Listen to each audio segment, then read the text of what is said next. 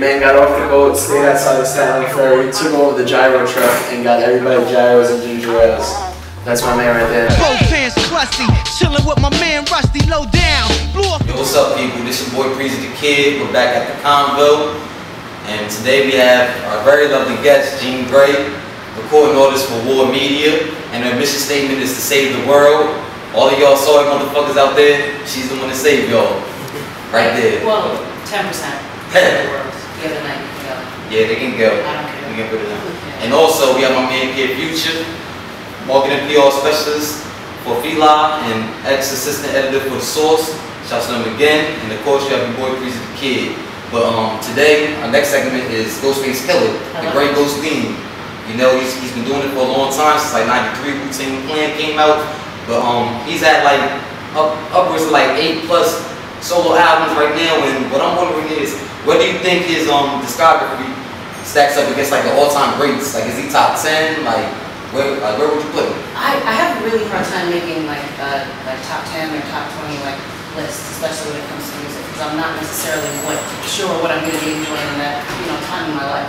Yeah. I think he's got an amazing classic discography, and I like to watch artists from their inception really evolve and grow, and kind of watching him evolve and grow as a personality. Yeah, definitely. And I'm not going to say character because that makes it weird, but the more he kind of felt more free about putting himself like that charisma out there, yeah. You know, like he started off with the stocking mask when he came out.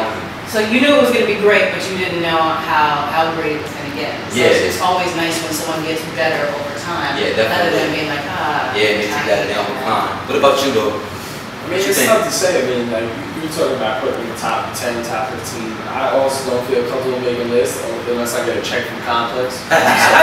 What's up? Holla at us. No, but for real, it's so tough because I think, especially with such losses in hip hop, like a Big L, like a Biggie, those discographies don't have a chance to grow.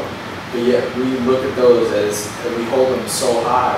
Yeah. So when you get somebody like Ghostface that, I'm not saying he's ever done it, but maybe drops like a subpar album, that immediately like gets a little bit of a streak on his shine, you know what I mean? So it's tough to say. I think he's definitely one of the most underrated artists. I think in the public percentage. I think everybody in this room has probably listened to Ghostface, probably has a ton of Ghostface in the iTunes, Spotify, whatever you have. But I mean, it's just tough to say because I don't think he's necessarily done it. Yeah, I don't know if you remember Media Analyst with Action Bronson and Terminology. I don't think he's straight spaz.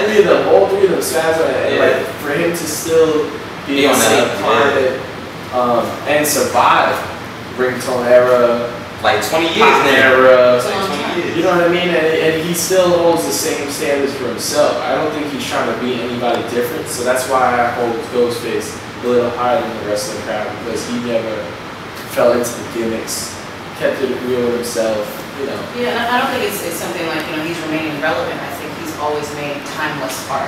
Yes. And it's not even necessarily hip-hop music, it's cross-culturally. Yes, definitely. Like he did the R&B thing with the Beyonce thing, the Summertime, and he smashed that remix. No one was like, ooh, get that sellout. Yeah, it was dope. Like he goes out of his range, like that Neo joint.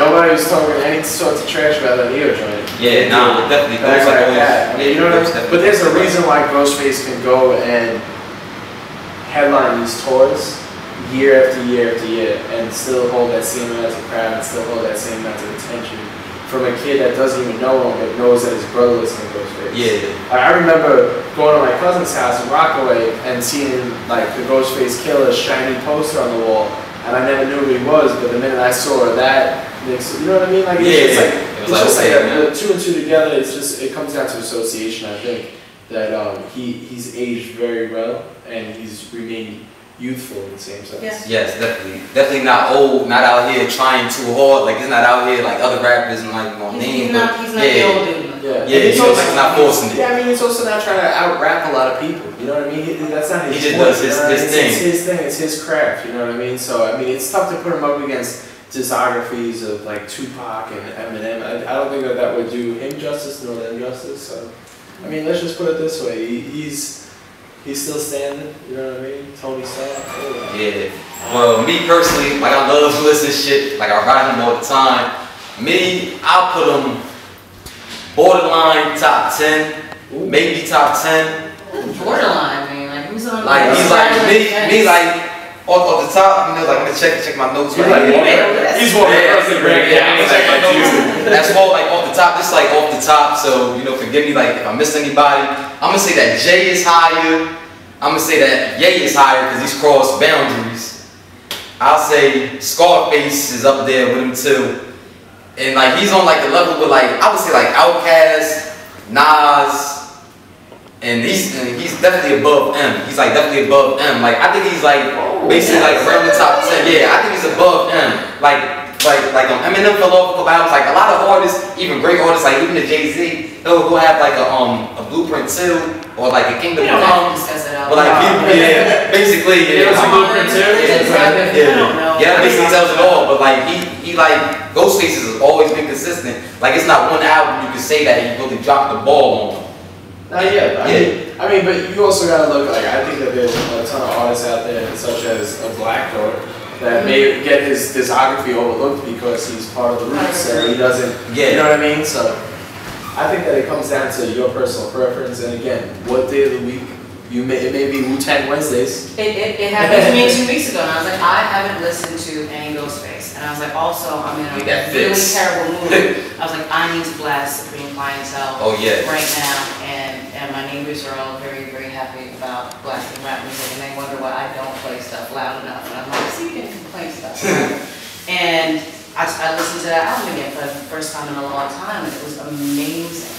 I was like, it absolutely stands the test of time. I still want to go out. Like it sounds new. Like it sounds like, you know, he Mighty Outfit came on. I was like, let's go kill everybody right now. The whole 100% of the world. Everybody. Not even a 10. Shout out to Ghostface Killah. 3 years ago, Rock the Bells took the boat back with the fans.